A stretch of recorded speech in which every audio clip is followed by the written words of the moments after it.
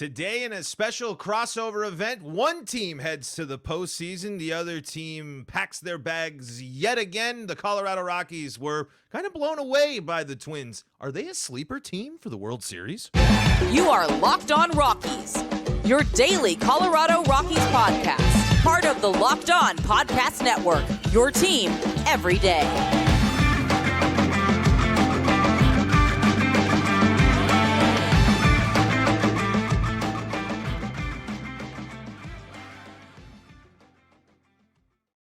Rock on, baseball fans, specifically Twins and Rockies fans. Welcome into a special Locked On crossover event here between the Locked On Rockies and Locked On Twins podcast. First time we get to do this. I'm excited, Brandon, here. We're getting down and talking about the series, the last series of the year for the Rockies, the last tune-up series of the year for the Minnesota Twins as they get ready to head on into the postseason. We're going to talk about that. We're going to talk about the Twins maybe flying under the radar for some people, because I got to know more about these Twins teams. I feel like the Twins especially are classic case. They fill in with the Rockies of what the heck's going on with that team, what's going on. And I'm really excited that the new rules were on full display here and the Rockies got to finish. I mean, that had to be the first time ever that the Rockies and Twins have finished the series against, or the season against each other.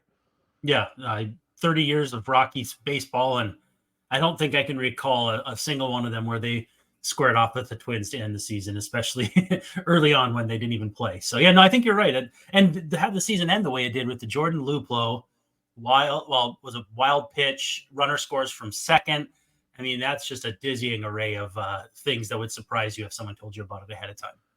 Yeah, and you know what? Let's just dive in here, and we'll just go. We'll start with the series. And one, how does it feel to go to Coors Field for that last series? I mean, Twins were able to put up some offense in this series. The Rockies pitchers have kind of been out of gas for a bit, so there's a little bit of context that I think that has to go there. But outside of that wild pitch there, I think there was a lot to feel encouraged about the Twins going in there. Went to a tough place to play on the road ahead of the postseason. Before, I believe they get to kick their feet up and relax a little bit this week, right? They're a division winner, I believe, right?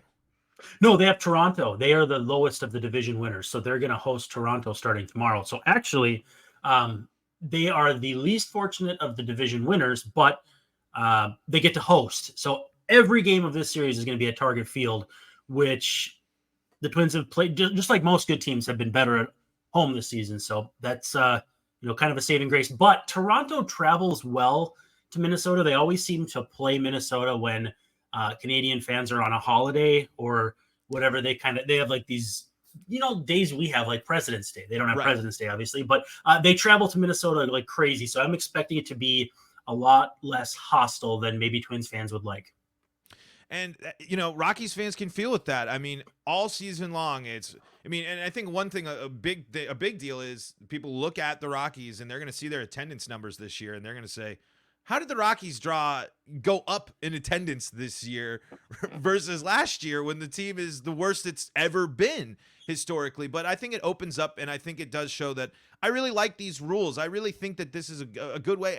I think the way baseball was played this year, on top of the rule changes, but seeing the other teams, I think, is so important. And I'm wondering if you think that was important for the Twins to see all these teams ahead of the playoffs as well. I know they're not going to see the Rockies in the playoffs, but it's got to be good to travel and see these different teams, see these different faces, go to these different environments and prepare in preparation for the toughest part of the season. Yeah, there's really no reason a visiting team shouldn't visit Pittsburgh and San Francisco and this Colorado, beautiful area. There's no reason teams don't visit those other teams every single season, or at least before this year that they didn't. And yeah, just all of the new rules, I went in kind of skeptical, like thinking I wasn't going to like them at all. And I think each of them in some form or fashion kind of grew on me. You didn't even notice the bases were any bigger after a few months or even a few weeks. And beyond that, the pitch clock, the speed of games was a pleasant surprise for me. I'm as diehard traditionalist, don't change my game of baseball guy. And honestly, I didn't have any problems with any of the new rules. Yeah, I don't really, at least for the Rockies, I can't think of any moment where the pitch clock ruined a game. There might have been a thing here or there, a ball or a strike that turned things away. Now the playoffs, That will be the big question. Yep. And ahead of the playoffs, this Twins team, they do fall in the finale, but they go into Colorado and they score 23 runs. Is that a plus for this offense? Is offense something that the Twins are going to be looking for as a strength in this series? Because the sticks were hot in that final series. They really picked it up in the second half, and oddly enough, it was not. Byron Buxton was out. Carlos Correa was kind of in a season-long funk. Royce Lewis was very, very good, but he's missed some games due to injury. And so it was a lot of guys offensively stepping up that maybe the national crowd isn't going to know that much about. Edouard Julien and Matt Wallner. Willie Castro, kind of a cast-off from the Tigers, who has been kind of the backbone of this team. And then just a bunch of guys who are like dirty work specialists, Kyle Farmer and Donovan Solano, who play wherever you want them to go. But all that said, the offense was actually a weakness to start the season. It was the starting rotation jumping out to that fast start that they had. Sonny Gray didn't give up a homer for like half the season, and Pablo Lopez looked more good than bad to start the year, and then he's really finished strong. It's been pitching, especially on the starting side. The bullpen is going to get scary in October because they moved Louis Varla into the bullpen, and he throws the crap out of the ball now. Brock Stewart is back. Griffin Jacks is out there. Juan Duran is out there. And then Emilio Pagan has actually taken a nice step forward after what was a pretty ugly season last year. So those guys, plus Kenta Maeda probably in the bullpen, Bailey Ober, who pitched very well in the finale in the bullpen. They're going to have a nice mix of multi-inning fireman reliever types, starters, and then your traditional bullpen types as well. So I really think that people might be sleeping on what kind of team they're going to be going into the postseason. The offense is good, but the pitching is what you're going to really want to pay attention to. Well, and I think people are going to see that, and they're going to, like you said, they're the lowest of the division winners, so they got to play in these opening rounds, so that might come with it. But then you look at the records of the American League teams. Twins are 3 wins behind the Rangers, the Astros, and only 2 behind the Blue Jays when it comes to performance. The Rays and the Orioles being the big outliers in the American League this year. I think that just goes to show this. I mean, those teams are scary, but nothing to take away from these teams. But outside of maybe Baltimore, is there really a team that you sit there and say, I don't think the Twins can at least go blow to blow and have a series with? Maybe, it's baseball, it's October, things can happen. But when you're looking at least on the American League side, you got to feel fairly confident that this Twins team throughout 162 was right in the mix just with these other teams that might have a little bit more hype around them. Yeah, September really set them apart. It helped them draw away from Cleveland and really focus on what they needed to do to get to this point. And it was smart of you to say in the AL, because everybody's going to worry about running into Atlanta, and justifiably so. But you don't have to worry about Atlanta until they're on your schedule. And for all you know, somebody else could beat them, whatever. But on the AL side, the reason I don't fear Baltimore as much as their starting pitching, I just don't trust as much as I normally would like to trust one in the postseason. And their bullpen's weaker with Felix Bautista getting hurt. And so they've got all those young kids. If they all take to the spotlight and do their thing, they're going to be nasty. But it's not an AL year where you're like, this team is number one with a bullet, the team to beat. Because honestly, I think the Orioles and Rays cancel each other out in that race. They're both very, very good. And if either of those teams were to represent the AL, you'd be like, yeah, makes sense.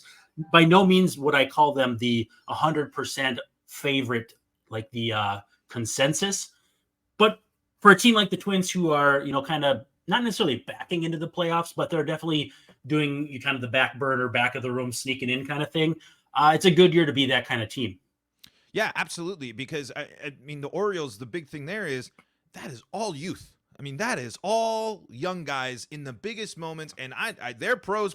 They have shown that they can go against the big dogs, but October baseball, it's a completely different animal. And we're going to keep diving into what lies ahead for the Twins, connections between the Rockies, and because I keep liking explore Minnesota. It's just that classic team that does seem like it's not getting enough attention, especially when they were the team at the beginning of the year that said, "Hey, Carlos Correa, we'll take you again." And they were able to navigate that even not working out. And I want to Mm-hmm. maybe bring that back to the Rockies and talk about that as well and compare divisions a little bit. We're going to do that coming up here in segments 2 and 3. But before we do that, I'm rocking them right now. I got my Bird Dogs, not just shorts. I got my Bird Dogs long pants on now for the when the Nice. cold time here. And let me tell you, these suckers were great because I was at work. I went right to the gym. I'm still here. I'm still comfortable. I'm sweat free. Bird Dogs has you covered for all your shorts needs. As I'm going to find, where is my little.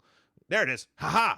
There's my overlay for you all. As Bird Dogs, I got to tell you, we get these products. They are easily my favorite product that we have had at Locked On. They are legit the best shorts. They are so versatile. Yep. They're so great, and we got a deal for you. Check out Locked On MLB when you go to birddogs.com, and you can get a free Bird Dogs water bottle with your order. That's birddogs.com/LockedOnMLB for a free water bottle at checkout. You're not going to want to take your Bird Dogs off, I promise you, just because they're that versatile. Check it out, birddogs.com. Get that free water bottle with promo code LOCKEDONMLB. Locked On Rockies and Locked On Twins here hanging out with you guys on today's crossover episode. And talking a little bit about the Twins were the team backing in there, but I don't think that's necessarily the most fair way to describe this Twins team when they're a division winner. Heck, if the Rockies won the division, that would be just as big of a deal as making the playoffs. I mean, division wins shouldn't go lightly, and I feel like some might be treating that for the Twins.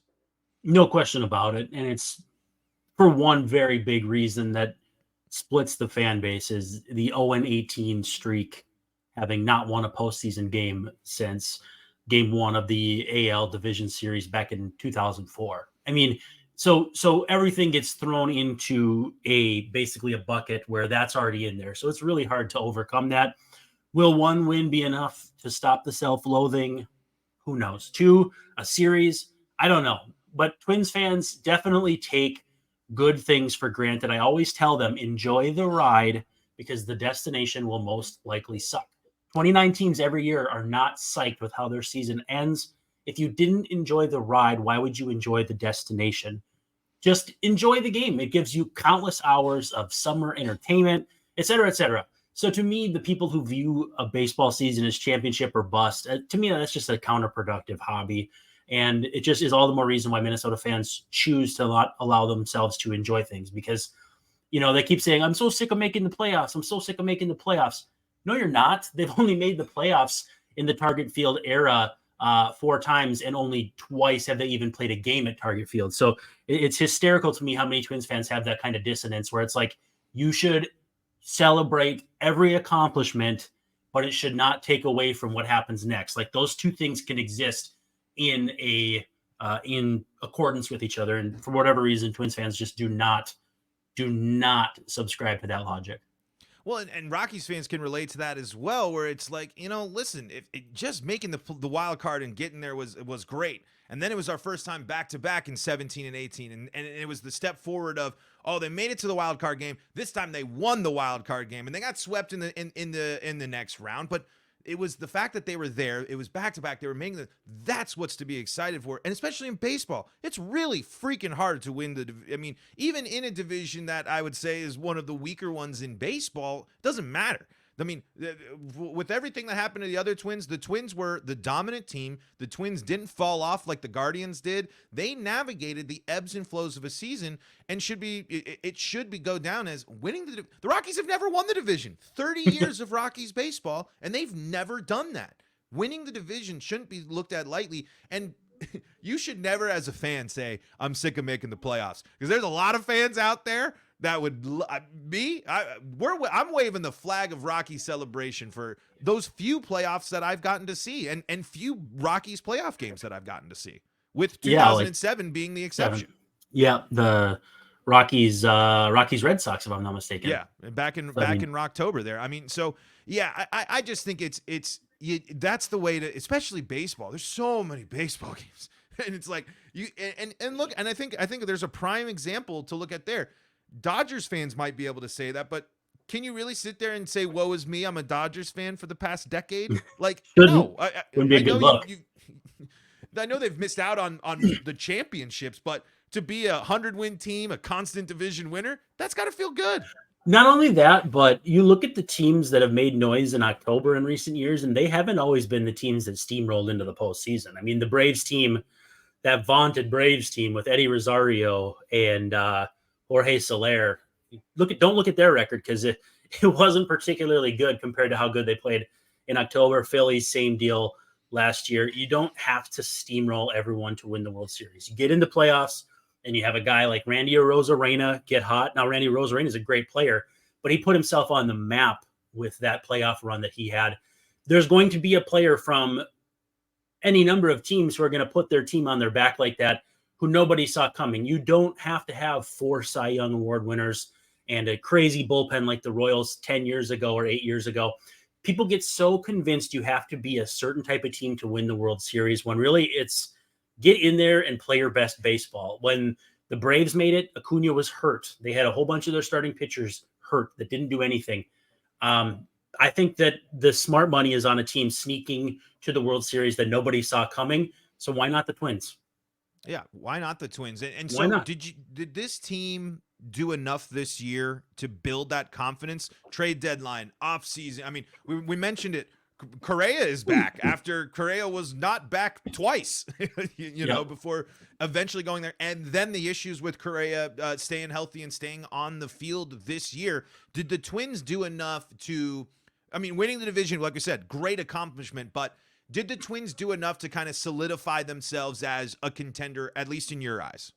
I mean, I really thought not even one more, just one solid reliever at the deadline would have made sense. You know, someone like Matt Moore, Reynaldo Lopez, you know, both of those guys get kind of plinkoed around and neither will end up playing in the postseason, which is kind of a shame. But the way I look at this bullpen now, not getting a reliever won't be make or break because I like how the bullpen lines up. How the rotation lines up, I like. Certainly having another starter would be nice, but that wasn't a really realistic consideration outside of, you know, maybe Lucas Giolito if you could buy low on him, and that's not really what happened. So I think they've done pretty much what you would hope. Where their work came into play and where they got burnt last year was in depth. You know, you're having guys like Jermaine Palacios play shortstop, and they had Tim Beckham. Everybody knows Tim Beckham, number 1 pick from 15 years ago or whatever. He was playing left field for the Twins last year in that game where Gary Sanchez blocked, and I say blocked in air quotes, the plate from Whit Merrifield, which now this is all going to come up again at Target Field Blue Jays again. But the Twins were able to fill in blanks, you know, when Byron Buxton went down, Carlos Correa goes down, with Matt Wallner, excuse me, Donovan Solano, Kyle Farmer. They put themselves in a position with better veterans behind those guys. Michael A. Taylor, again, a huge pickup for this team. And then beyond that, some of their rookies came up and did some good things. Jorge Polanco gets hurt, and Edouard Julien comes up and, you know, gets on base at like a 38% clip, and, you know, he hits for some power. He's getting better at second base. They're in a better place depth-wise right now than they've been in a really long time. And I think that's, to me, why it's okay that they didn't go out and make a big splash and get even a big splash like a Randall Grichuk, you know, a lefty mashing outfielder who you know as well as anyone. That was also a need for them. Instead, they go get Jordan Luplow for basically free. He's decent, and the Twins offense just kind of picks up the pace. So it was funny. By going through inactivity, it didn't hurt them that badly. So at the time, I wanted them to do more, but I think right now they're in an okay spot offensively and on the pitching staff. Yeah, and depth is so important. It's so important throughout a baseball season, and especially in the postseason. On the Rockies side, they had no starting pitching depth. A big issue why the Rockies lost 103 games, I think it was ended up being the total was 103. The Rockies lost 2 pitchers to Tommy John this year. They lost Kyle Freeland was not unfortunately the velocity and things have trended down, and then he gets an injury late. Austin Gomber has his best season of his career, especially as a Rocky, and then he gets hurt. And so when you're eventually looking at in the mirror and you're saying the next 3 arms I'm starting are Connor Siebold and Chris Flexen and Ty Block, that ain't going to help you on top of a bullpen that you've already overworked, because people will lose what people will forget, especially ones that don't know the Rockies. At the beginning of the season and during the beginning of the year, the Rockies had one of the better bullpens in baseball. They had some of the most attractive arms, and some of those arms that were helping were traded at the deadline. But I think the big philosophy shift that was nice to see on the Rockies side was this team's willingness to embrace the trade deadline and make the moves that they did. The Rockies weren't going anywhere this year. They finally said, hey, you know what? Let's just punt on this thing. We need arms in the farm system. So they go out and they trade expiring contracts, your CJ Cron, your Randall Grichuk, and a couple of other bullpen arms, and you bring in a bunch of people. Now, are they going to pan out? Are they going to be the next best thing since sliced bread? I don't know, but it still was encouraging to see the Rockies take those steps. But I can't give them enough credit, because I still think the Rockies are really far off. So I'm kind of curious, are you confident with the direction of the Twins? Are you confident with where the Twins are at right now and how they got to this point? Or is this something where it's like, maybe some cautious optimism? No, I'm optimistic, because even though the trades that they did last season at the deadline that went sideways on them, it was guys like Spencer Steer and Christian Encarnacion Strand going to the Reds. You can't just hoard all your prospects. Like, if you get to a farm system that's good enough where you have 7 guys who could be decent infielders for you at any given time, you got to kind of part that out. So you trade Luis Ariz and get an ace. I think an ace, and Pablo Lopez. Ariz had a great season, but he's not a great second baseman. He's not got healthy legs. So we'll see what happens. But if he plays second for the Twins, you have Jorge Polanco to play somewhere. If he plays first, Alex Kiro. So basically, they traded and cleared off a lot of the depth in a manner that is not unsustainable. Like, their farm system still has Brooks Lee and Walker Jenkins at the top of it. Certainly helps picking in the top 5 like they did this year, which, like I said, certainly helps. They're in a good place, though, because they've got some pitching prospects on the way up. They've shown a really nice tendency to pick guys up and make them a better version of themselves. Pablo, Sonny Gray. I think that's what they're hoping with Tyler Mahle. In general, though, they've got some hard-throwing relievers, some pretty good starting pitching, and a lot of athleticism. And then financially, it's the Carlos Correa contract, which I think he'll be better next year when he's healthier. And then the Buxton contract, which when he's healthy, he's a superstar and he'll be paid like one. And when he's not, he makes $15 million a year, which, that's third starter money on the open market. So they're in a good spot financially. They could make a big addition this year if they decide they need to this offseason. They're in a really good, sustainable spot where you're like, yes, they could pivot a number of different ways this offseason if they decide, they want to trade for a starter and sign a bat or vice versa. They're in a good spot to do a lot of different things and not really be forced. They have their hands forced in the offseason to overpay or anything like that. They're in a good spot personnel wise. Yeah. It's not flashy, but it's sustainable and it's successful. And it allows you to open up the door for the Correa signing, and do things like that, which I think, go ahead. My take was always that if they didn't spend money for a long time because they were bad with they were bad. And so the target field revenues that they were banking, paying Joe Mauer and really nobody else, if they were ever going to put it back into the team, which I hope they would, my assumption was that it would be a shortstop. Where are you going to spend money? Starting pitching, shortstops, maybe a catcher if you have a franchise-altering great catcher who hits free agency, which really never happens. But my thought was it was actually going to be Francisco Lindor because Derek Falvey came over from Cleveland. Everyone that I've ever met that has met Lindor just raves about his personality and everything. I thought that was going to be their guy. So the fact that they wound up with one of the big shortstops from that free agent market year before last did not surprise me. Story too, wasn't it? Yeah, Story was the one I thought they were going to get though as the offseason went on. But Correa, that was stunning. That was like wake you up in the middle of the night, shocking. Yeah, and it's still and the possibility's still there, especially if it's if it sets up a year next year where you're looking at the division and the Guardians are still the only threat there, and they're going new manager. They got a whole bunch of change coming their way. It could be prime to have Correa on that short-term deal to help you out, and it's good to see. I think it's fun to see a team like the Twins be able to show off their version of ball and be able to hopefully break that. We'll see if they break the drought here with the game coming up. We're going to close things out, talk about a couple of Rockies and Twins just to have some fun with some names and maybe just get a little bit more predictions here for this first series here from Brandon and Locked On Twins here.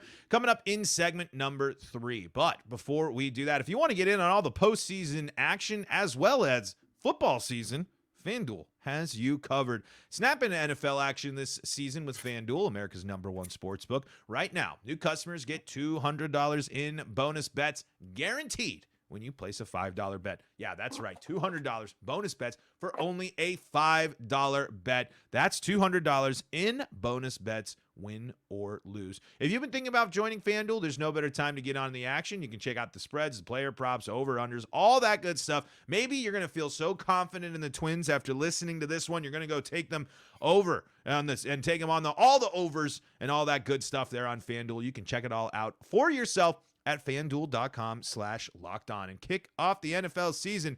FanDuel, the official partner of the NFL.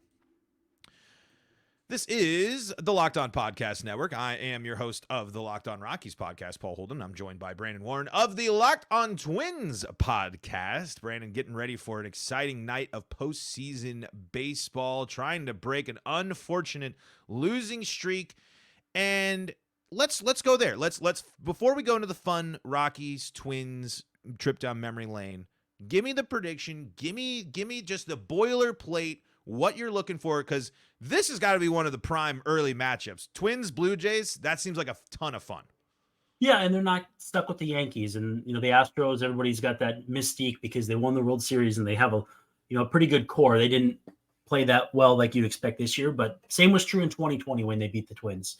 So the Twins get to try something different. They haven't seen Toronto in the playoffs since before the Rockies were even a thing back in 1991. So it's going to be fun. It's going to be interesting. The Blue Jays, easy for me to say. They're an interesting team. They can really hit, haven't had as much power as you'd think, and they're going to come at you with some pretty good starting pitching. So hopefully home field advantage wins the day, but Toronto's good. The Twins cannot afford to overlook Toronto, and I don't think they are, but if they were, that would be a mistake. Yeah, that offense, it's full of firepower there. And Toronto, another one of those teams that are trying to break their postseason doldrums and shortcomings as well. And I wanted to, before we wrap things up, as we're getting to the end, because Brandon has the fun of covering postseason stuff. I have to keep figuring out how to handle the Rockies in the offseason. So I want to have a little fun here. And do you have a favorite out of these two Rockies? Who I have a fun little piece of trivia for you that relates to this season, as I was reading from yesterday. This is from our friend Skylar Timmons here on Twitter. 5 lowest RBIs to lead Rockies in a category in a full season. Ezequiel Tovar, the rookie for the Rockies, who's one of the most exciting shortstops, I think, in the game after this year. He's going to be someone really poised for a breakout season next year. But number 2 on that list, Justin Morneau at 82 in 2014. And then the year before that, in 2013, was Michael Kadire in 84. And I got to tell you, I thought they hit a lot more. I thought they scored a lot more runs, because I feel like I remember watching Morneau and Kadire doing way more damage for the Rockies. Well, and the Twins being we let this guy go type of crowd too.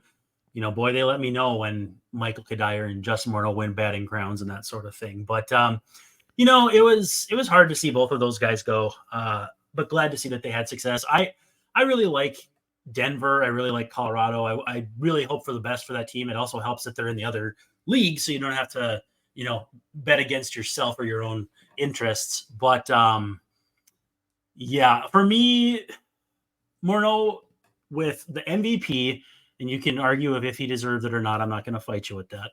And then how good his 2010 was before he got hurt, basically spelled the end of him as an everyday MVP candidate type. It's got to be him. But Kadire was the backbone of some really, really good Twins teams. He did whatever was asked of him, played a lot of different positions. He was the first baseman when Morneau got hurt in 2010 after the fact. So I have a warm and happy spot in my heart for both of those guys. But Morneau, to me, he's their color commentator now, too, on most of their games. And he is phenomenal. So it's Morney for me. I don't know. What about you?